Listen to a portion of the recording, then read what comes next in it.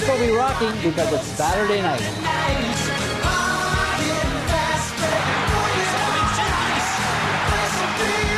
Because it's hockey tonight.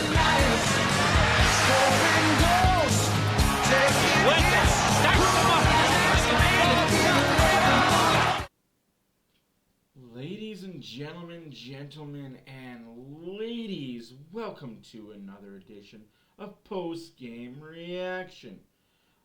Oilers fan reaction, great talk for Oilers fans. Let me talk to you for a minute. You guys expect me to go on a really long video about how great the Oilers are and how good the Oilers were and how fantastic they were in Game 4 and how we're now going to win the series. No. I'm not doing that. I'm going to step back a little bit. I did a very short Dallas Stars win video. I'm going to show the same respect to the Dallas Stars community, the fan base, and the team. I'm going to make this a short video. Not as short as the Oilers loss because, hey, that was devastating to me. It's one game. Oilers tied the series up 2-2, winning 5-2 against the Dallas Stars. 4-2, because, again, I don't count empty net goals. If I'm going to say it for the other team when they score empty net goals, I got to do the same thing and be the same way for the Oilers when they do shenanigans like that too, right? I've said it all at the beginning, and I've always said from the jump, what's good for the goose is good for the gander. So, yeah, I'm an Oilers fan, but I do want to be as impartial as I possibly can be. And I know it doesn't come across as that on my live streams. I'm in the heat of the moment. These videos, I've got a chance to breathe, relax with the family, take a day to look things over. And I'm more level-headed, usually, in these videos. Now, Oilers did win 5-2. Oilers did win 5-2. Oilers did have a 2-goal deficit they had to overcome. I'm going to talk about that. We are going to talk about the 7 goals that were scored, the 2 by the Dallas Stars, and the 5 unanswered by the Edmonton Oilers. We're also going to talk about Knoblauch. Oh, is this guy a genius or what? Lineup genius. Genius with a capital G. He's a certified G when it comes to lineups and knowing what this club needs to help them win and succeed. Like it or not, he pushes the right buttons at the right time.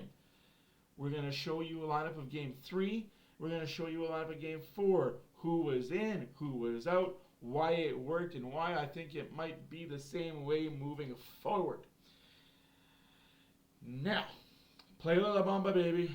Obviously on home ice. Thank you to Oscar Clefbaum for that awesome video that you guys saw or didn't see, depending on where you were in the world in the second period, halfway through the second period when it was 2-2. Now here, the top is lineup from Game 3. The bottom is lineup for Game 4. Game 3's lineup, you had Hopkins, McDavid, Hyman. That line wasn't changed. You had Hopkins, McDavid, Hyman. Number 1 line stays the same. Nothing wrong with that. Now, you got the Holloway, Draisaitl, Kane from Game 3.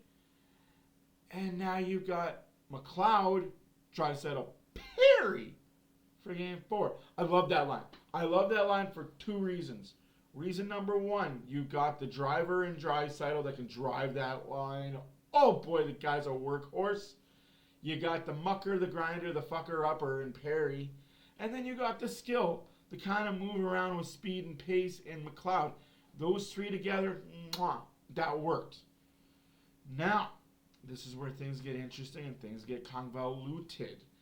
The third line for Game 3 was Foegele, Henrique, Derek, Ryan. Foegele out in Game 4. Ryan out in Game 4. Replacing Ryan. Sorry, Ryan wasn't out. Ryan got moved down. It was Keurig and... why am I drawing such a blank right now? Who else was taken out? Wow. Foegele. It was Keurig and Foegele that got removed for Game 4. So third line for Game 4. Kane, Henrique, and Holloway. That line didn't produce, but it wasn't a negative, and it wasn't the reason for goals against. I like that third line checking line. 2 bangers in Henrique and Kane, and a skilled guy with Holloway. You seeing the theme a little bit here? Hyman's kind of a banger. Hawkins, I'd love to see bang a little better and a little more McDavid skill. Draisaitl, the banger, the workhorse, the carrier. Perry, the banger, the workhorse, the in-your-face mucker, and McLeod, the skill. Kane, the banger, the in-your-face. Henrique, the banger, in-your-face. Holloway, the skill. Then you get the fourth line. Fourth line in Game 3, Janmark, Keurig, and Brown. Now you got Janmark, Ryan, and Brown. Yes, Ryan and Janmark combined for a shorthanded goal, so that line was 0. But it wasn't a negative on the ice. Now here is the big kick in the nads for me. I didn't hate the move. I just didn't like who came out for who came in. Didn't hate it. Just didn't like it because I'm a personal Desharnais love the guy to death. A guy will die on his sword for this team. Echo and Bouchard, that line will never change. Nurse Desharnais was in line 3. I hate that Desharnais was a scapegoat for Nurse's bad behavior, but it is what it is, and we got to move on. Get over it, guys. Nurse is going to be here for a short while longer. Deal with it until the Oilers win the cup. Let him go off in the sunset. Then you got Kulak Cece. That line wasn't bad, wasn't terrible, but again, it's an older line, an older Leighton pairing. Move to Game 4. We have Nurse and Kulak. Remember that line now. Nurse and Kulak. Ekholm, Bouchard, Stale. You gotta keep those two yin and yang. Broberg in, Desharnais out. Broberg in it with CC.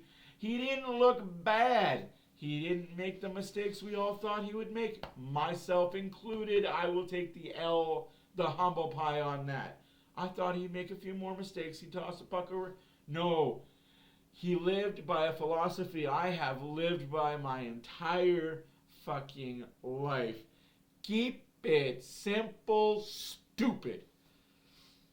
I'm a simple, stupid kind of guy. I like grilled cheese. I like mashed potatoes. I like my steak medium well.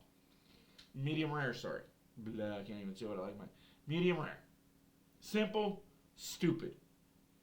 I like my corn on the cob, and I like barbecue.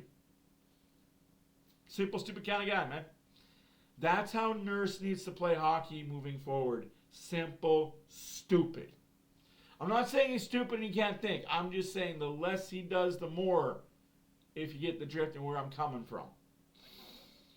It worked for Broberg and it worked for Nurse last night. Now, I know this is late and this video was done after the Florida game because I watched the Florida Ranger game. Florida's up 3-2 in the series, by the way, if you needed to know. Now, we're going to move on because, hey, it's already getting to be a 10-minute video and I don't want to make this a 20-minute video. I don't want to do that. You don't want to see me do that. All right. So I figured I'll show you guys the awesome stats here. The game sheet from last night before I go through all the goals. Final shot total was 29 for the Oilers, 22 for Dallas. First period, Oilers outshot Dallas 12-6 after going down 5-0. Score was 2-0 after 5 minutes in the first fucking period. It's okay though. Oilers battled back. Oilers found a way. Oilers win. Second period shots were 12-8 for the Oilers. You're seeing a trend, 12-12. And then the third period, we sat back. You cannot sit back against the Dallas Stars. 5 shots for the Oilers, 8 for Dallas. In total, 29-22. And here's a shocker. Oilers get 1 power play, Dallas gets 2. Don't care. I don't even bitch about the refs. The refs are doing what they're paid to do. Face-off percentage, 52-47. Hey, pretty damn good. Hits, 43 for the Edmonton Oilers, 17 of them by Darnell Nurse. I think it's between 11 and 17, depending on who you talk to and who you count hits as. It's between 11 and 17. Blocked shots, 16 for the Oilers, 14 for the Dallas Stars, and one very important block shot that may help the Oilers out moving forward. Tanev blocked a shot, broke his guard, is in a walking boot. I'm not speculating on anything. I'm telling you what I saw and what I know. Walking boots really aren't good to be in if you're in an airport. Especially if you're walking with one. And knowing the type of person Chris Tanev is. The type of character that Tanev has. If he wasn't injured or hurt, he would have been out there. You could have chopped his finger off and he would have been out 3 shifts later, bandage and all, out playing ready. I'm not going to speculate, but I'm going to give my personal opinion. I think he's hurt. I think he's injured. I personally don't think he's playing in Game 5. And that helps the Oilers immensely. Now we're going to go into giveaways. Again, Oilers got to clean that shit up. 8 giveaways for the Oilers, 6 for the Dallas Stars. 7 takeaways for the Oilers, 8 for the Dallas Stars. They're still losing that fucking department of the giveaway takeaway. It looks even, but when you have more giveaways than the other team has giveaways, and you have less takeaways than the other team has takeaways, my lord, irritates me. The team gives the puck away all the freaking time. Now, I'll go back to me being me again here. We're going to talk about goal number 1. Congratulations to Wyatt Johnson with his 9th goal of the season. Yes, it is a playoff season, postseason. 58 seconds into the first fucking period. God bless it. People are saying Skinner needs to have that, sure, but the defense needs to be better. And, of course, icing Oilers. Lindell, shot from the point. Whose ass does it go off of? Of course it goes off of Darnell Nurse's ass and finds the little pick hole, little pinhole of a place. Scores 5:29 of the first period. Oilers down 2-bagel. And you're thinking to yourself, oh my God, must win game. Oilers don't win this. Dallas goes up 3-1 in the series, heading home to Dallas. There's no way in fucking hell the Oilers are going to win 3 straight. Never fear, for McLeod from the Clan McLeod is here. At 13:30 of that first period, Ryan McLeod, assisted by Corey Perry and Darnell Nurse, scratched one game, plays hero the next. That's what you like to see, kid. Sit your ass in the press box, learn a thing or two, come down and use it. Mental warfare, sometimes it works in your favor. Now, people are going to say, well, Darnell Nurse kind of was holding on to Suter and this, that, and that. No, it was Suter that was holding on to Darnell Nurse. And trust you me, there was no hand going up for what Suter was doing to Nurse. Should have been, could have been, but good thing McLeod scored. We'll never know. Moving forward, 16-17 into the third period. So with about 4:43 left, Bouchard from 2 feet in front of the net from McDavid and Hopkins. McDavid shot, pass, shot. He intended for the shot to go off the goalie's pad out front, in front of the net, because you take those weak little wristers, pads don't have very good control. Right on a Bouchard stick, it's in the back of the net. Moving on to the second period, Janmark, short-handed 2-on-1 with Brown. Brown gives it to Janmark. Janmark shoots and scores. Darnell Nurse gets a huge assist for lifting Marchman's stick out of his hand. Yes, he lifted the stick out of his hand because he had one hand on his stick, was barely touching it. He probably had 1 or 2 fingers on his stick. That's why his stick would fly through the Eagles. And we have ourselves a lead at 14:31 of the second period. But don't stop, won't stop at 15:22 of that second period. Neon Draisaitl gets another goal assisted by Hyman and McDavid. What a snipe! What a snipe! Now, Matthias Ekholm in the third period gets an empty netter at 18:07. So the Oilers not only had a 2-goal lead, they held on to a 2-goal lead, and they expanded on it with an empty net. Oh, isn't it joyous? They could actually hold leads. So as bad as we were talking about the Oilers blowing a 2-goal lead in Game 3 and losing by 1, essentially 2 because of an empty netter, this looks worse. Way worse. Because Dallas had a 2-goal lead and blew it, ended up losing by 3, by 2 without an empty netter. So who does it look worse on? The Edmonton Oilers or the Dallas Stars? It's the Dallas Stars. Now, there's some controversy at the end of the game. I will get into that a little bit right quick here now, The controversy is Bouchard got his bell rung. Ding, ding, ding. I'm getting sick of this little punk Robertson cherry picking, hitting people way late, throwing elbows up at people, hitting from behind. That could have been a penalty. There was no call on the play. Whatever. It's late in the game. Oilers are winning. Let them play. I'm good with it. But remember, players take numbers. Numbers will be taken. You don't have Tanev out there protecting you, kid. What, is old man Suter going to step up and fight somebody? You going to have Jamie Benn fight your battle for you? No, Jamie Benn's fucking halfway to the freaking old folks home.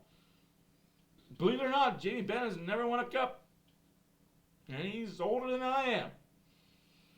Now, Oilers win. Play La Bamba, baby. I'll leave you with that. Some good old La Bamba music. I'll see you guys tomorrow.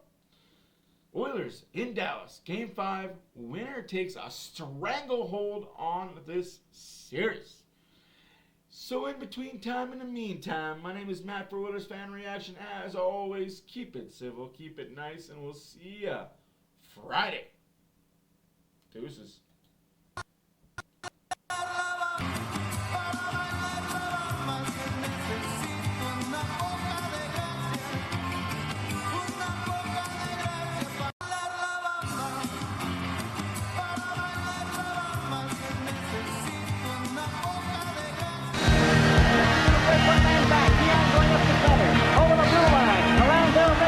He shoots, he scores!